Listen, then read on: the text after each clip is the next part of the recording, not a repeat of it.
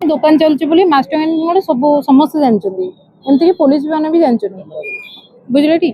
ଏଠି ଗୋଟେ ସ୍ତ୍ରୀ ଲୋକ ମନସ୍ମିତା ଦାସ ବୋଲି ଗୋଟେ ଫର୍ଜରୀ କରିକି ଗୋଟେ ପେପର କରିକି ଆଣିଛି, ଯୋଉଟା କି ଷ୍ଟେଟା ସେଇ ଓପଲପେଟ ଉପରେ ଅଛି। ଏଇ ଜାଗା ଉପରେ ଆମର ଷ୍ଟେ ଅଛି, ସେଟା ବି ଓପଲପେଟା ବି ପୂର୍ଣ୍ଣଚନ୍ଦ୍ର ଦାସଙ୍କର, ଏଇ ଜାଗାଟା ବି ପୂର୍ଣ୍ଣଚନ୍ଦ୍ର ଦାସଙ୍କର। ଯେହେତୁ ସେ କହୁଛି ମୁଁ ଗୋଟେ ଷ୍ଟେ ଆଣିଛି ଦେଖେଇଛି, ଆମେ ତା ଉପରେ ବି ପ୍ରୋସେସିଂ ଆମର ଚାଲିଛି କୋର୍ଟରେ। ଆମେ ଷ୍ଟେ ଆଣିକି ଜଲ୍ଦି ସେଟାକୁ ବି ଆମେ ଇଏ କରିବୁ। ଏବେ ଏଇ ଜାଗାଟା ଉପରେ ଆମର ଷ୍ଟେ ଅଛି, ଆମେ ଶୃଙ୍ଖଳିତ ଭାବେ ଆସିଛୁ ଏଠି ଖାଲି କରିକି ଆମ ଜାଗାଟାକୁ ଆମେ ଗଭର୍ଣ୍ଣମେଣ୍ଟ ଜାଗା ଏଇଟା, ଆଜ୍ଞା। ଜବରଦଖଲ ନାହିଁ, ଆମର ତ ବିଏମସି ରେ ଆମର ସବୁ ମାନେ ବନ୍ଧା ହଉଛି, ଟ୍ୟାକ୍ସ ହେରିକା ସବୁ ବନ୍ଧା ହଉଛି। ବିଏମସି ରେ ସମସ୍ତେ ଜାଣିଛନ୍ତି ଏଇଟା ପୂର୍ଣ୍ଣଚନ୍ଦ୍ର ଦାସଙ୍କର ହୋଟେଲ ବୋଲି। ଇଏ ତାକୁ ଜବରଦସ୍ତି ୟାଙ୍କୁ ଏଇ ଲୋକଙ୍କୁ ଭିଡିଓ ଦେଇଥିଲେ, ଏ ଯୋଉ ଦୋକାନଟା ହ୍ୟାଣ୍ଡ ଓଭର କରିଥିଲେ, ଭଡା ଦେଇଛନ୍ତି। ୟାଙ୍କୁ ଆମେ ବାର ବାର କହିଥିଲୁ, କ୍ୟାପିଟାଲ ଥାନାକୁ ମଧ୍ୟ ଡକେଇଥିଲୁ। ଇଏ ଲୋକ ବି କହିଥିଲେ ଯେ ହଁ ଆମେ ଖାଲି କରିବୁ କହିକି ଇଏ ମାଡି ବସୁଛନ୍ତି। ଏଗ୍ରିମେଣ୍ଟ କାହା ସହିତ ନା ପୂର୍ଣ୍ଣଚନ୍ଦ୍ର ଦାସ ଭିତରେ ଅଛନ୍ତି, ଏଗ୍ରିମେଣ୍ଟ କରିଛନ୍ତି ଅନ୍ୟ ଏକ ସ୍ତ୍ରୀ ଲୋକ। ସେ ସ୍ତ୍ରୀ ଲୋକକୁ ଆମେ ଚିହ୍ନିନୁ। ଯଦି ସେ କହୁଛନ୍ତି କୋର୍ଟରୁ ଆଣିଛନ୍ତି, ସେ କୋର୍ଟ ୱେରେ ଯାଆନ୍ତୁ, ଏନା ଆମେ ବି କୋର୍ଟ ପେପର ଆଣିଛୁ। ଯେହେତୁ ଆମର ବି ଷ୍ଟେ ଅଛି, ହାଇକୋର୍ଟ ଉପରେ ଆଜ୍ଞା କେହି ବି ନୁହନ୍ତି, ଆପଣମାନେ ସମସ୍ତେ ଜାଣିଛନ୍ତି। ଆମେ ହାଇକୋର୍ଟ ଉପରୁ ଆଣିକି ଆସିଛୁ, ଏଠି ଆମେ ଶୃଙ୍ଖଳିତ ଭାବେ ଖାଲି କରିବୁ। ଏଠି କିଛି ଝଗଡା ଏଠି ନାହିଁ। ଆମେ ଚାହୁଁଛୁ ଆମ ଜାଗାରେ ଆମେ ଦୋକାନ କରିବୁ, ସିଏ ତାଙ୍କର ସେପଟେ ଯଦି ଷ୍ଟେ ଆଣିଛନ୍ତି ସେ ତାଙ୍କ ଜାଗାରେ କରନ୍ତୁ, ଆମ ଜାଗାକୁ ଫର୍ଦର ଯେମିତି ନ ଆସନ୍ତୁ। ପ୍ରାୟ 3 ବର୍ଷ ହେଲାଣି, ଗତ 3 ବର୍ଷ ହେଲାଣି ଏମାନେ ଜୋର ଜବରଦସ୍ତି ମାଡି ବସୁଛନ୍ତି। ନାଇଁ 2-3 ଥର କେସ୍ ହେଇଥିଲା।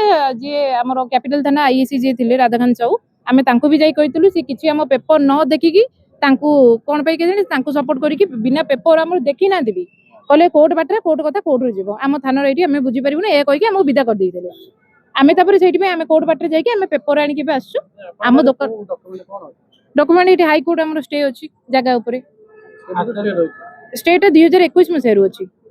ସେଇ କଥାଟା ଘଟଣା କିଛି ନାହିଁ, ଆମେ ଆସିଲୁ, ଆମେ ଶୃଙ୍ଖଳିତ ଭାବେ ଆମ ଜାଗାକୁ ଇଏ କରିବା ପାଇଁ ରଖିବା ପାଇଁ ଆମେ ତାଙ୍କୁ କହିଲୁ ତମର ଯେତେ ଜିନିଷ ପତ୍ର ଅଛି ତମେ ତମର ଯୋଉ ଷ୍ଟେଟା ଯୋଉ ପର୍ଯ୍ୟନ୍ତ ଅଛି ତମେ ସେପଟକୁ ନେଇଯାଅ, ଏପଟକୁ ଆସିବ ନାହିଁ। ଆଜ୍ଞା ତାର ସ୍ୱାମୀ ପିଲା ଅଛନ୍ତି, ମନସ୍ମିତା ଦାସଙ୍କର ସ୍ୱାମୀ ଅଛନ୍ତି ବାସୁଦେବ ନାୟକ, ତାଙ୍କର 10 ବର୍ଷର ଛୁଆ। ସେ ପୂର୍ଣ୍ଣଚନ୍ଦ୍ର ଦାସଙ୍କୁ କହୁଛନ୍ତି ସ୍ୱାମୀ। ଯଦି ସ୍ୱାମୀ ସିଏ ଦେଖାନ୍ତୁ ତାଙ୍କର କୋଉଠି ପୂର୍ଣ୍ଣଚନ୍ଦ୍ର ଦାସଙ୍କ ପରେ କୋର୍ଟ ମ୍ୟାରେଜ ହେଇଛି କି ରେଜିଷ୍ଟର ମ୍ୟାରେଜ କୋଉଠି କରିଛନ୍ତି କି ମନ୍ଦିରରେ କୋଉଠି ମ୍ୟାରେଜ କରିଛନ୍ତି, ଆସିକି ଦେଖାନ୍ତୁ। ଯଦି କୋର୍ଟରେ ସେ ଗୋଟେ ଅନ୍ୟ କାହା ଛୁଆକୁ ସେ କହୁଛନ୍ତି ପୂର୍ଣ୍ଣଚନ୍ଦ୍ରଙ୍କ ଛୁଆ, ସେ କରି ଗୋଟେ ମେଣ୍ଟେନାନ୍ସ ଆଣିକି ଲିଗାଲି ୱେଡେଡ ୱାଇଫ ବୋଲି ନିଜକୁ କହୁଛନ୍ତି, ତ ଠିକ ଅଛି ସେଇଟା କୋର୍ଟ ବାଟରେ ଯିବା, ଆମେ କୋର୍ଟରେ ବୁଝାବୁଝି ହେବା। ଏଠି ଆମ ଜାଗାଟାକୁ ଯେମିତି ସେ ଆଗାମୀ ଦିନରେ ଅତ୍ୟାଚାର ନ କରନ୍ତୁ, କି କାହାକୁ ମିଛରେ ସମସ୍ତଙ୍କୁ କଣ କରୁଛନ୍ତି ନା ଗୋଟେ ଭଡା ଦେଇ ଦଉଛନ୍ତି, ପଇସା ନେଇ ଯାଉଛନ୍ତି, ପଳଉଛନ୍ତି। ବୁଝିପାରୁଛନ୍ତି ତ? ନାଇଁ ଆମେ ଯୋଗାଯୋଗ କରୁନୁ, ତାଙ୍କର ଯିଏ ଯାହାକୁ ଭିଡିଓ ସେ ଦେଇଛନ୍ତି ଭଡାରେ ଦେଇଛନ୍ତି, ସେ ଡାକିଲେ, ସେ ତ ମତେ ଆସିନାହାନ୍ତି। ଆମେ ଥାନା ବାଲା ଡାକିଛନ୍ତି, ଆମେ ଯିବୁ। ଥାନା ବାଲା କହିଥିଲେ ଯେ କହିଲେ ତମେ ଯଦି ଷ୍ଟେଟା ସେ କରିଦେଇଛନ୍ତି କିଛି ଫର୍ଜରୀ କରିକି, ତମେ ଷ୍ଟେ ଗୋଟେ ଆଣ, ତମେ କୋର୍ଟ ବାଟରେ ଯାଅ, ଯଦି କୋର୍ଟରୁ ତମର ଅର୍ଡର ମିଳିଲା ଆମେ ଶୃଙ୍ଖଳିତ ଭାବେ ଖାଲି କରିବୁ। ହେଲେ ତାପରେ ବି ଆମେ ଯାଇକି ଥାନାରେ ଜଣେଇବା ପରେ ବି ଆଇଏସି ଆମର କୌଣସି ପଦକ୍ଷେପ ନେଇନଥିଲେ, ସେଥିପାଇଁ ଆମେ ନିଜେ ଆସିକି ଶୃଙ୍ଖଳିତ ଭାବେ ଖାଲି କଲୁ। ଦୋକାନରେ କିଛି ବ୍ୟବସାୟ ନାହିଁ, ସେ ତାଙ୍କର ମିଲ୍ସ ବିକ୍ରି କରୁଥିଲେ, କିଛି ବ୍ୟବସାୟ ନାହିଁ। ମିଲ୍ସ ଆଜ୍ଞା ଭାତ ଡାଲି ତରକାରୀ ବିକ୍ରି କରୁଥିଲେ। ଆମେ କେବେଠୁ କହୁଛୁ ଖାଲି କର, ସେ ସେଟାକୁ ଜମା ଅଣଦେଖା କଲେ, ଶୁଣିଲେନି। ଆଜି ସେଇଥିପାଇଁ ବାଧ୍ୟ ହେଇକି ଆମେ ଆସିକି ଖାଲି କଲୁ।